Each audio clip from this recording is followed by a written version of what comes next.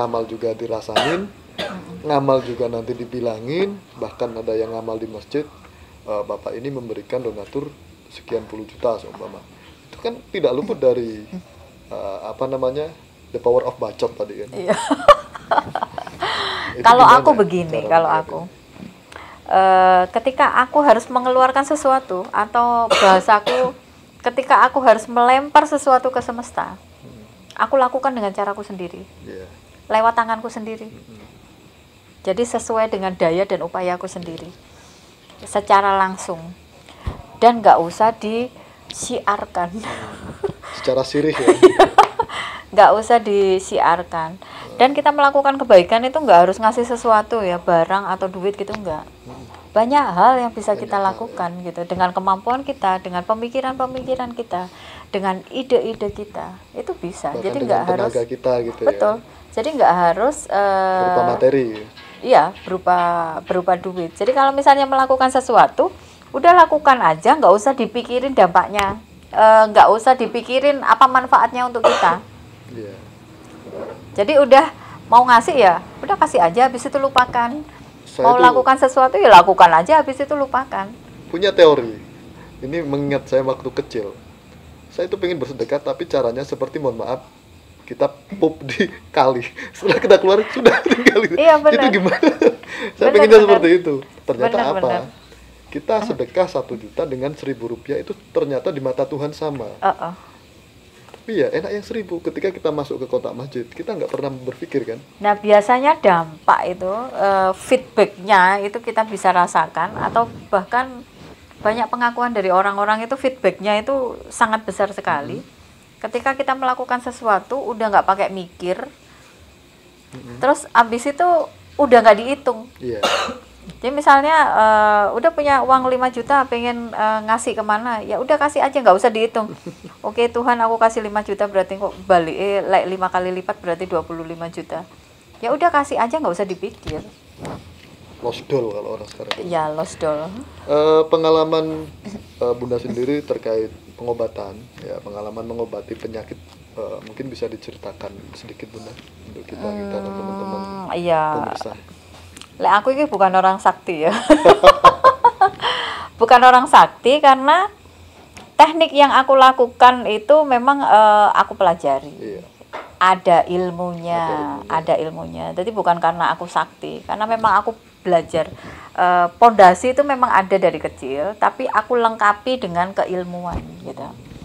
Terus kayak treatment untuk merekonstruksi pikiran, terus abis itu segala hal yang berbau mental, psikologi dan segala macam, itu juga aku lakukan karena ada treatmentnya, ada SOP-nya, dan itu aku pelajari, ada ilmunya. Jadi bukan karena aku sakti, terus ada leluhur yang nempel, terus ada enggak. Semua aku lakukan itu based on teknik, ada tekniknya. Bisa dirasionalkan gitu ya.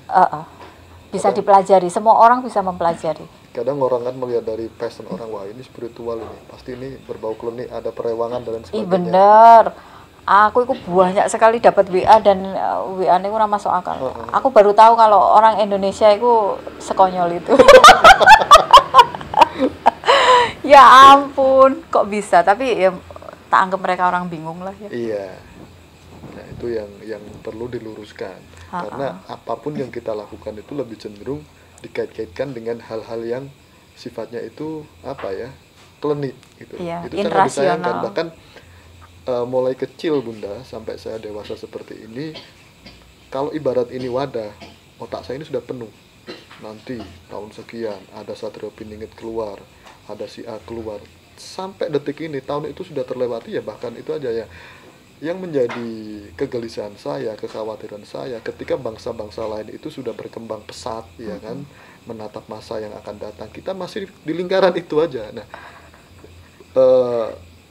menurut Bunda sendiri untuk mengantisipasi hal tersebut itu seperti apa? Wah, itu butuh gerakan besar, dilakukan bersama-sama dan harus masif. Masif ya. Yang ada di otakku sekarang itu ya. Indonesia ya. masyarakat Indonesia, rakyat Indonesia itu sudah harus mempunyai gerakan kesadaran nasional. Jadi ya untuk menaikkan level kesadaran masyarakat Indonesia biar tidak terjebak di wilayah itu. Kita itu hidup di zaman yang serba modern ya.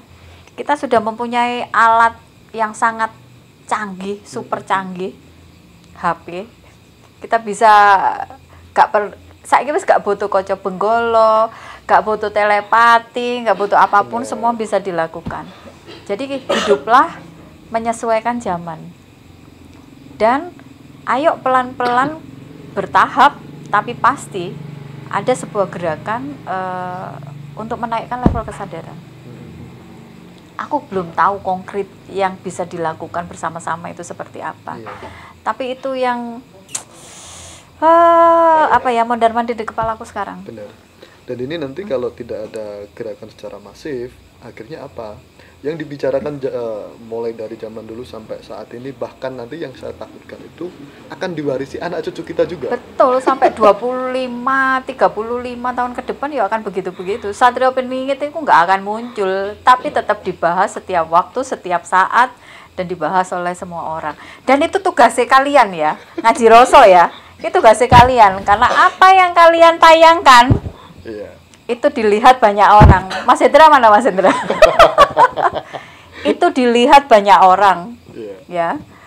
Habis itu difikirkan banyak orang, diimajinasikan banyak orang, masuk ke alam bawah sadar banyak orang, dan itu bisa merubah atau mempengaruhi pola pikir banyak orang. Jadi kalian harus selektif ya, Ki. Mas Hendra, mana Mas Hendra? Harus dengar ini dia. Itu disengaja kok, Bun. Karena memang provokasi ya silakan, yang enggak ya, yang waras ya biar. Tapi harus balance gitu. Jangan yang itu aja. Harus tetap balance gitu. Harus memberikan edukasi juga kan seperti itu, Bunda. Dan semoga nanti ada yang merespon ya kegelisahanku bahwa teman-teman di luar sana yang mempunyai kapasitas, semoga diberikan tarikan untuk merespon kegelisahanku. Indonesia itu membutuhkan satu gerakan yang itu dilakukan bersama-sama, ya, dan itu dilakukan secara masif, sebuah kesadaran nasional biar orang tidak terjebak di ranah spiritual halu ya, biar orang tidak terjebak di ranah supranatural, klinik dan segala macamnya. Kita itu hidup di zaman yang udah super modern, jadi hal-hal yang seperti itu sudah tidak kita butuhkan. Yang kita butuhkan adalah ilmu kehidupan, bagaimana caranya supaya kita bisa mengarungi kehidupan ini dengan nyaman. Kita bicara tentang kehidupan. Betul. Nah, tujuan hidup yang sebenarnya itu apa, Bunda? Wah, ini pertanyaannya titik tapi rada dalam ini. Aku tadi wis weling loh, aja angel-angel. Tujuan dari kehidupan, tujuan dari manusia dihidupkan mungkin ya. Sebenarnya ada 3. Rada serius sih jawabnya. Pertama, masing-masing manusia itu harus mencari jawaban atas 3 hal. Sebelum dia dihidupkan, itu dia ada di mana. Habis itu ketika dia dihidupkan, ya, ketika dia dihadirkan di dunia, itu sebenarnya dia mengemban tugas apa. Karena masing-masing orang itu punya tugas kehidupan. Ini yang kedua, ini nanti lah dijelentrehno juga bisa panjang. Terus yang ketiga, setelah kontrak kita selesai, itu kita mau kemana? Nah, 3 hal ini yang harus dicari jawaban untuk masing-masing pribadi lo ya, untuk masing-masing manusia yang hidup, yang merasa hidup. Where we go. Tiga ini. Jadi asalnya dari mana? Kita ini berasal dari mana? Sebelum kita ada itu kita ada di mana? Terus habis itu tugas kehidupan kita itu apa? Terus kalau kehidupan ini selesai, kita mau kemana? Apot kan? Makanya jangan angel-angel.